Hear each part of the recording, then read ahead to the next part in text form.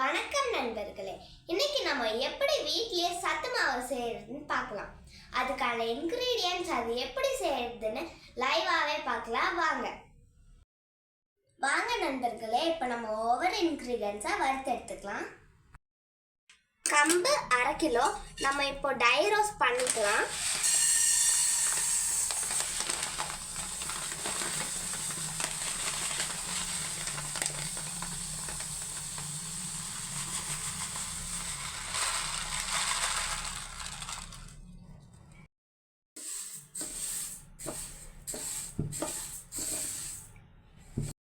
அடுத்தது வரகு 1/2 kilo,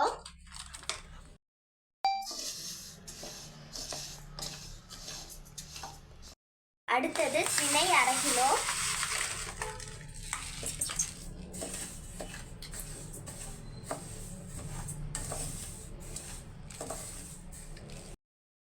வெள்ளச்சோளம் 1/2 kilo,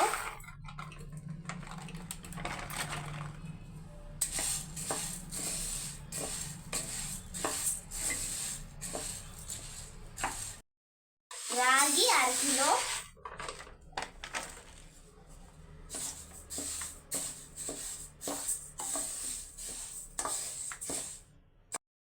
சாம 1/2 kilo, சிவப்பு சோளம் 1/2 கிலோ,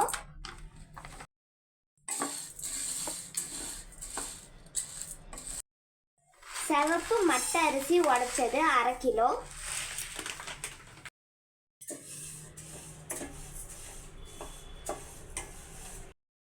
இதே அரிசி தான் போடணுன்ட்டு இல்லை, ஏதாவது ஒரு சிவப்பு அரிசி போடலாம்.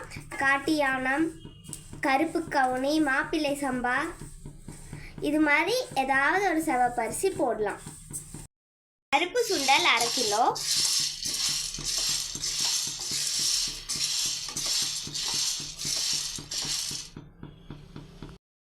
பச்சை பயிறு 1/2 கிலோ,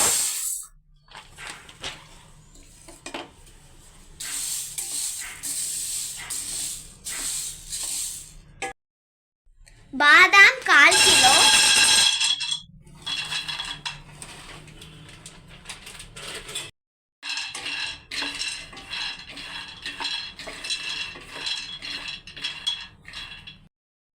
முந்திரி 1/4 கிலோ, கருப்பு உளுந்து 1/4 கிலோ. கருப்பு உளுந்தை நிறைய போட்டால் மதன்னு இருக்கும், அதனால நம்ம கொஞ்சமாக போட்டுக்கலாம். ஒரு பெரிய துண்டு சுக்கு, 2 ஜாதிக்காய் வறுக்கணும். ஏலக்காய் போடலாம், ஆனால் அது இனிப்பு கூழுக்கு தான் நல்லா இருக்கும். நாங்கள் இப்போ உப்பு கூழ் செய்யறதுனால ஏலக்காய் போடல. இப்போ ஏலக்காய் போடலைனாலும் இனிப்பு கூழும் செய்யலாம், உப்பு கூழும் செய்யலாம். எல்லா இன்க்ரீடியன்ஸும் லேசாக வறுத்து இந்த மாதிரி ஆற விட்டுக்கோங்க. நல்லா ஆறினதுக்கப்புறம் மிஷினில் கொடுத்து நைஸாக அரைச்சி வாங்கிட்டோம்னா சத்து மாவு ரெடி ஆயிரும்.